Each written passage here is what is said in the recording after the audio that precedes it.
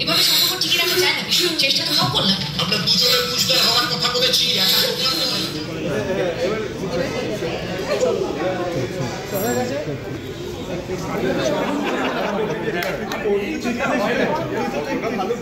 কে রে এটা? আমরা আছি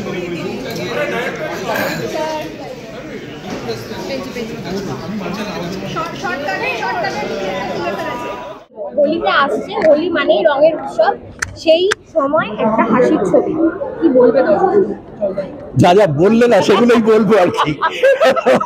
হোলিতে একটা হাসির ছবি আসছে এবং রঙের উৎসব, সেই উৎসব সেলিব্রেশনের জন্য বলরাম কাণ্ডের থেকে ভালো ছবি আর হয় না।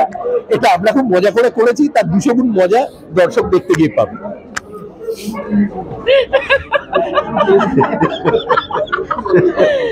খুব মজার ছবি করতে গিয়ে, মানে ছবিটা করতে গিয়েও খুব আনন্দ হয়েছে। ভীষণ ভালো অভিনেতা তো, আমি গোল দেবো কি গোল আটকেছি। আর ওনা ভীষণ খেত, কি আশ্চর্য, আমি ক্যারেক্টারে মিশে গেছিলাম, এটাই বোঝাতে পারছি। ও এত খেত, আমি মানে আমি ঘটনাগুলো বলছি আর কি, না হলে সেই একই কথা হবে, একই কথা রিপিটেশন।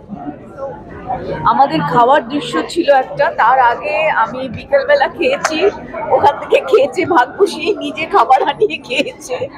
আমার ধারণা ছিল ওই শটটাও দেবে না, মানে আর পারছে না খেতে। ও বেশ চাকিয়ে ওই ঠান্ডা ভাত এমন ভাবে খেলো, মনে হলো এর থেকে তৃপ্তিদায়ক কিচ্ছু নেই, এবং খেয়ে ডায়লগটা বললো সাধারণ খাবার ছিল আর ভাত মাছের ঝোল, এবং সেটা ঠান্ডা হয়ে গেছে, এবং সেটা রিটেক্স হয়েছে কিছু কিছু টেকনিক্যাল প্রবলেমের জন্য।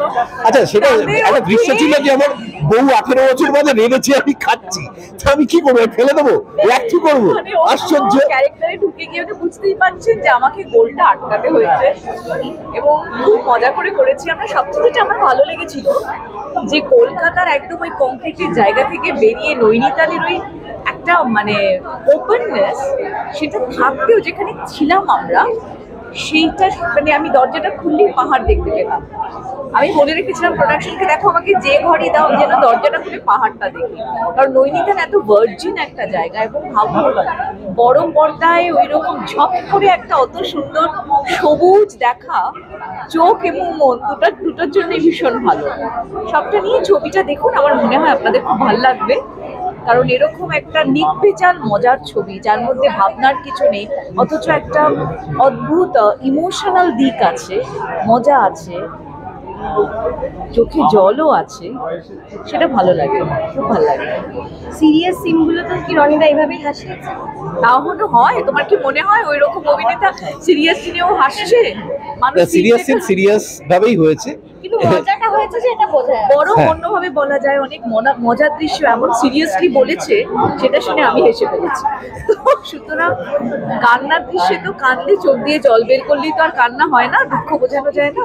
তেমনি মজার দৃশ্যেও শুধু হ্যাঁ হ্যাঁ করে হেসে অভিনয় করলাম, তাতেই মজা হয় না। সবটা নিয়ে আমাদের বলরাম কাণ্ড দারুণ। মানে আমি অন্তত বলতে পারি এটা আমার কাছে তো জীবনের খুব ইম্পর্টেন্ট একটা ছবি হয়ে থাকে। হ্যাঁ, আমার একটু চেঁচিয়ে কথা বলা অভ্যেস, সেটা এই ছবিতে কাজে লেগে গেছে আর কি। লাউড লোক একটা এখানটা চমৎকার গেছে আর কি। বাকি সব নিজে কি সমস্ত সানগ্লাস, জুতো, জামা নিজে বয়ে বয়ে এনেছিল একটা রুকসাকে, এবং সেটা ছাড়ছে না, কিছুতেই কাঁধ থেকে নামাচ্ছে না। যত বলছি নামা, ওটা ভারী না, ওটার মধ্যে আবার চশমাটা আছে, থেকে থেকেই সব হারিয়ে ফেলতো। না, আমি কন্টিনিউটি নিয়ে কারোর উপর ভরসা করতে পারছিলাম না বলে সব কন্টিনিউটি আমি ক্যারি করছিলাম আর কি। কোনটা কোন সময় লাগবে, তখন চারপাশে আর পুরো ব্যাপারটা মানে আমরা বলছি মজা করে, তার মধ্যে কুয়াশা চলে আসছে, বৃষ্টি পড়ছে, এটা ওটা ভিজে যাচ্ছে, তার মধ্যে বাকি সবাই অনেকেই খুব বাচ্চা বাচ্চা আর কি, তা তাদের পক্ষে সবটা হয়তো গুছিয়ে সামলানো সম্ভব হচ্ছে না। কাজেই আমার মনে হচ্ছিল ওটা খানিকটা আমার দায়িত্বের মধ্যে পড়ে, আমি হ্যান্ডেল করি। ওর পেছনে তো 7-8 জন করে লোক থাকে, হ্যাঁ, সবসময় তথস্থ করে রাখে আর কি, যে জিয়াজি কি রয়ে গেল, জিয়াজি কি রয়ে গেল, এটা নিয়ে একটা ভয়ঙ্কর। আমাকে নিয়ে কেউ পাত্তা ফাত্তা দেওয়ার কোনো ব্যাপার নেই, জানে ভদ্রলোক লাগবে থাকবে না, খালি খাচ্ছে, খাবার দিলেই খুশি। যে কোনো সময় গাড়ি রেগে যাবে কিনা এটা একটা ইউনিটের কাছে বিরাট থ্রেট। সেই জন্য আমি আমার সবকিছু নিজেই ক্যারি করে নিজেই বয়ে বয়ে বেড়াতাম, কোন চশমাটা কখন দরকার হবে। তারপরে দেখবো ওটা ঘরে ফেলে আসা হয়েছে, তার জন্য আবার 5টা ছানা বকা জগা খাবে, কাজে ওসবগুলো আমি নিজেই ক্যারি করি। চশমা হারিয়েছিলে না তুমি? চশমা হারিয়েছি, প্যান্ট হারিয়েছি, অনেক কিছু হারিয়েছি। মানে অত গুছিয়ে নিজে গুছিয়ে রাখতে গেলে যা হয়, ও কি আমার কাজ? আমি বসে আছি কি হলো? রঙিন তো প্যান্ট পরিনি। কেন? বলছি না ওটা হারিয়ে ফেলেছে, ওটা পাওয়া যায়, আবার পাওয়া গেল একটা কোন বিছনার কোন একটা জায়গা থেকে প্যান্টটাকে ওঠানো হলো, এইটাই কন্টিনিউটি প্ল্যান। এরকম নানা যাই হোক, আপনারা কিন্তু বুঝতে পারবেন না, এখানে আমরা পেছনে মানে গোপন খবর দিলাম। কিছু তো দিতে হবে, না হলে কি হবে? আর না হলে তো শুধুই পচা ইন্টারভিউ হয়ে যাবে। সবটা নিয়ে নৈনিতাল সত্যি লন্ডভন্ড, কারণ আসছে বলরাম কাণ্ড। বাবা মা তো হেসে বাবা মার অবস্থা সব থেকে খারাপ, কারণ বাবা মাই চেয়েছে নৈনিতালে এসে বিয়েটা ভাঙা হোক, কিন্তু বিয়েটা তো হয়েই ছাড়বে, মানে হবে কি হবে না ঠিক জানি না, মানে সেটা দর্শকরা দেখবেন। কার সাথে হবে সেটাও কেউ জানে না, কার সাথে কি হবে এটাও কিন্তু এখনো কেউ জানে না। সবটাই জানতে হলে কিন্তু বলরাম কাণ্ড হলে গিয়ে সবাইকে দেখতেই হবে। পাত্র নিয়ে কি এত কাণ্ড?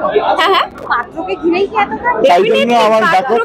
একদমই, পাত্রকে তো দেখেনি বাবা মা, পাত্র কে সেটা তো বাবা মা জানেই না। বাবা মা শুধু শুনেছে যে মেয়ের বিয়ে হচ্ছে এবং মেয়ে ইনভাইটও করেনি, ওরা ডিরেক্ট চলে গেছে প্লেট গোনা, এবং সবটা মিলিয়ে মেয়ে, মানে এটা আমার মনে হয় এখনই আমি রিভিল করবো না, এটা আপনারা হলে গিয়ে দেখলে বুঝতে পারবেন যে বাবা মার সাথে মেয়ের কি সম্পর্ক, কি ইকুয়েশন, কেন বাবা মাকে ওরা ইনভাইট করেনি বিয়েতে। তো সবটাই কিন্তু খুবই ইন্টারেস্টিং, এবং তার সাথে প্রচন্ড আনন্দ, প্রচন্ড মজা আছে। শুধু তাই না, আমি বলবো যে এর সাথে কিন্তু ইমোশনাল কানেকশনও আছে, তো সবাই ভীষণ রিলেট করতে পারবে। সাথে সাথে তোমার লুকটা, লুকটা যখন আমাকে বলা হয়েছিল, মানে লুক সেটের দিন যেদিন আমাকে বলা হলো যে এরকম সামনেটা অন্যরকম একটা ফ্রেঞ্চিস এরকম থাকবে, তো আমি প্রথমে একটু ভয়ই ছিলাম যে কিরকম লাগবে আমাকে দেখতে, কারণ ভালো লেগেছে। হ্যাঁ সেটা জানি, থ্যাংক ইউ আর্য, সেটা আমি জানি, বাট আগেন মানে একটা অন্যরকম লুক, তো আমি একটু তো নার্ভাস ছিলাম। বাট আগেন যখন পুরোটা হলো লুকটা, আমি কিন্তু প্রচন্ড হ্যাপি হয়েছি, কারণ আমার যে বয়স তার থেকে আমাকে অনেকটাই কম বয়সী একটা মেয়ের চরিত্র প্লে করতে হয়েছে, অবন্তী অনেকটাই ছোট।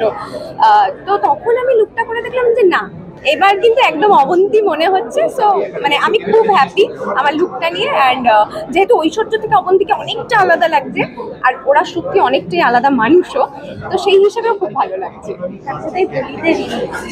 রং খেলার মধ্যে একদম রং খেলা, প্রেম, রং খেলা বলতে পারো, মজা, ইমোশন নিয়ে সবটা জুড়ে এই ছবিটা। ভিজুয়ালি প্রচন্ড ভালো লাগবে এই ছবিটা, দারুণ লাগবে।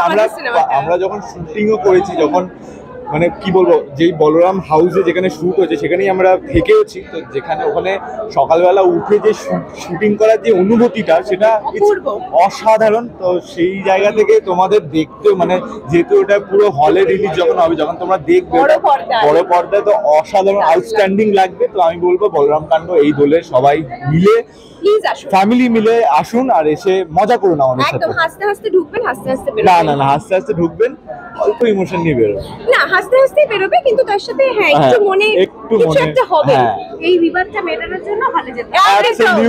অ্যাবসলিউটলি।